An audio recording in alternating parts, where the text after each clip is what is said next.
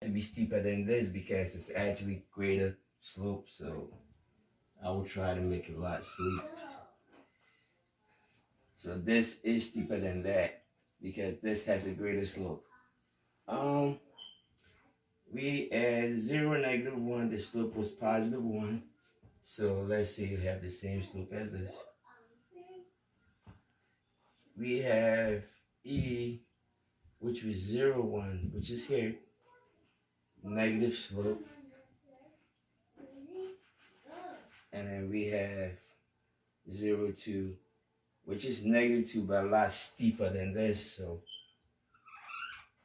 and just like that, part A is done.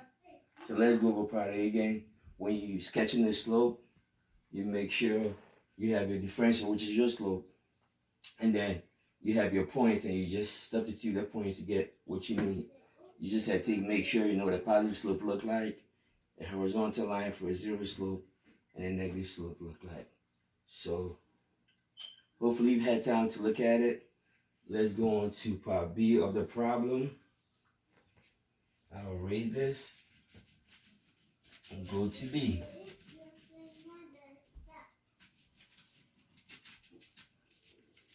Well, B says that we're supposed to find the second derivative of this function and determine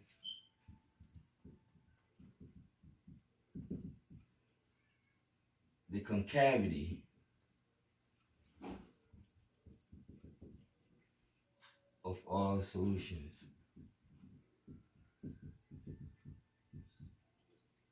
In quadrant 2. Alright, so what happens in quadrant 2? I was having this discussion at the Google Classroom, and everybody was kind of really like, what's going on? I'll first consider what happens in quadrant 2. In quadrant 2, this will be my x, which is what? Negative x, and what? Positive y. So this is what happens in quadrant 2. All the x values are what? Negative, and all the y values are positive. Now we can go to the question and find out how to find the second derivative of this. Of course, if you look at this problem, finding the second derivative is actually easy. We find the derivative of the derivative, which will be, this will just be 2 minus dy dx. But we know what dy dx is, because you were given dy dx as what? 2. Make sure you put this in parentheses because it's more than one term. And this can become. So this is the second derivative. Now we gotta go back and find out what happens.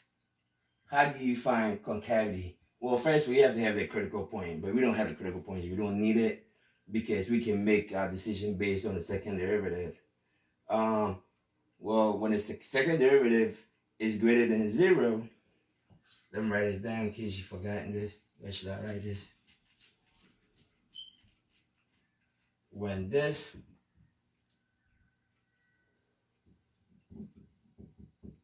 is greater than 0, then the function is what? Function is concave up. And when it's less than 0, the function is what? Concave down. Well, we have our second derivative here. We can test what's going on. Remember, they want us to go to second quadrant. We already have established that. Let me see, I'll give you time to write this stuff down. I'm going from top to bottom. I mean, bottom to top. I don't know why. So we have this equals to 2 minus 2x plus y.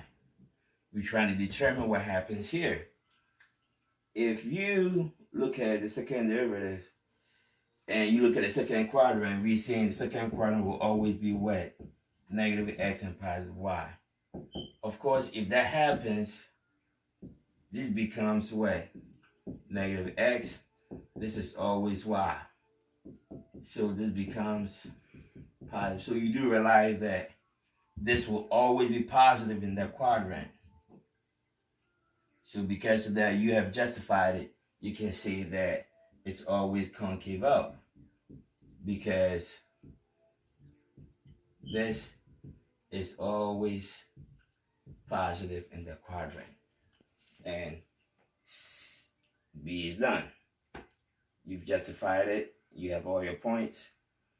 Let's go to C, which is a little bit intuitive if you ask me, but it would look like it's a very challenging problem. It's still 2015 AP Cal. And this is still question 4, but we're on question 4C. It says let y be equal to f of x be a particular solution to the differential. So this differential, we have to find, I think it was 2x minus y. Yeah. We have to find, we were given the initial condition, which for this class, you don't know what initial condition is. That means that when x is equal to 2, y is equal to 3. But I'll show you how to use that shortly. It says, does f have a relative maximum, minimum, or neither at x equal to 2? Well, x equal to 2. You already know. Let's go back. For relative maximum or relative minimum, right? Slope is decreasing. Slope is increasing here. But it has to be at a critical point.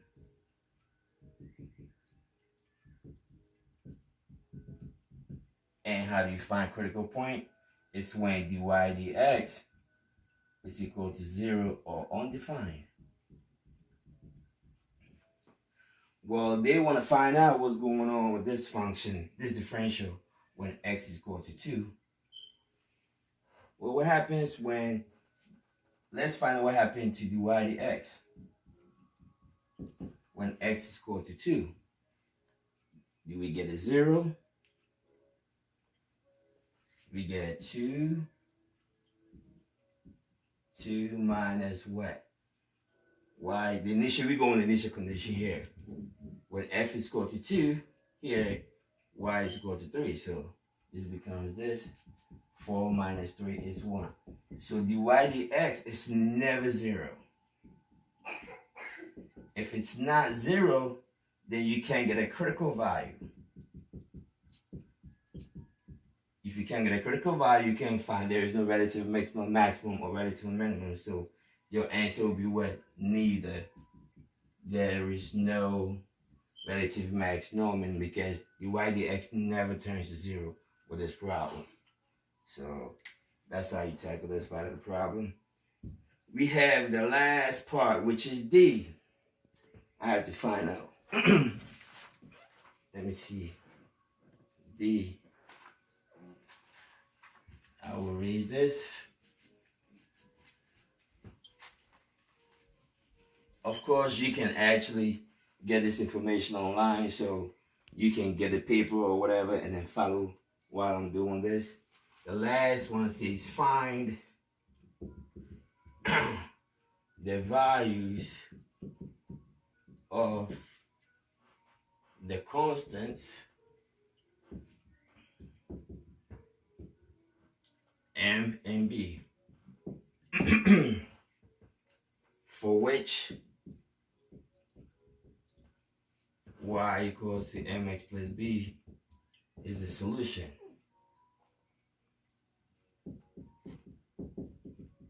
to the differential equation.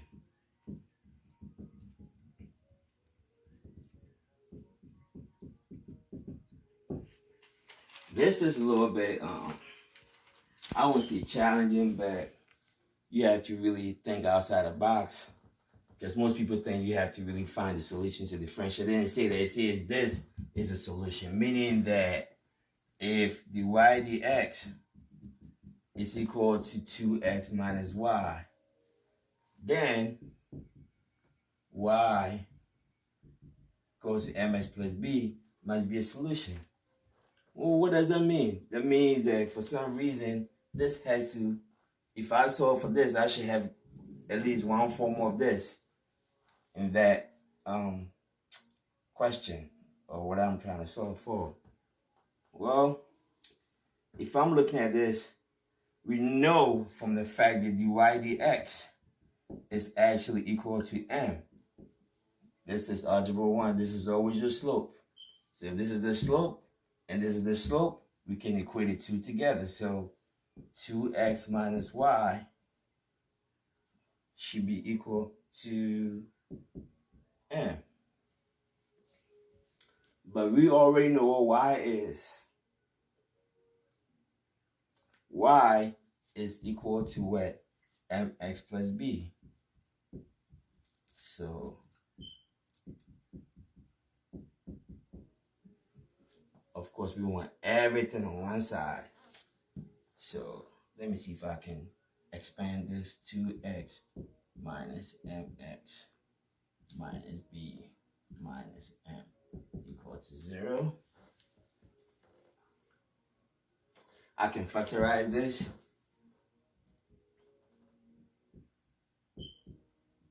2 minus m minus b plus m, I guess.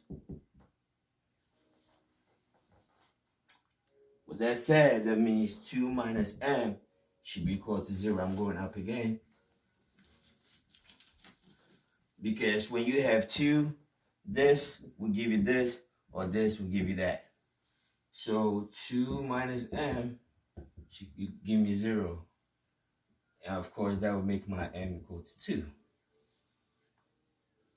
Of course, this implies that from here, if b plus m is equal to 0, but m is equal to 2, then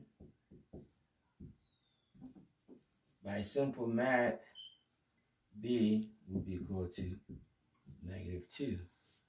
And you solved all the problem on this question.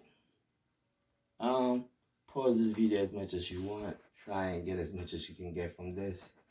I'll do another problem with slow fields, but hopefully this helps a little bit. I'll do another problem very soon. Peace.